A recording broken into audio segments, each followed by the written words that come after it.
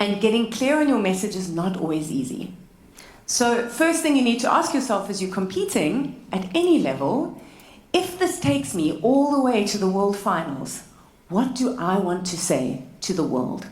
What is the message that matters most to me that I would scream from the rooftops because it is that important? That's how important I think these messages are. It needs to be your message, not what does the world need, what do I need to say to the world? And once you've got clear on what it is that you want to share, and you found a way to make it universally connecting, what we need to then do is get that message down to 10 words or less. It's 10 words or less. It's easy to say, easy to repeat, easy to remember. That is key. It needs to be easy to say, easy to repeat, easy to remember.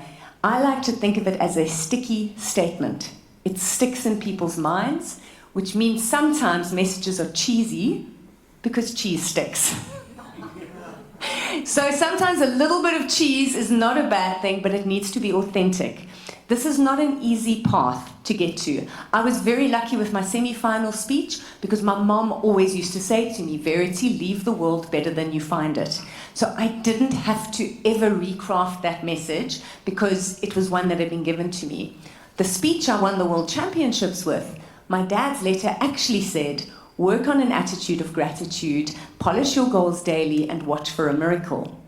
Now there's two messages in there. Attitude of gratitude, polish your goals daily. I had to keep going, what was he really saying? How can I say this differently? It took me 90 days to get to write a different story.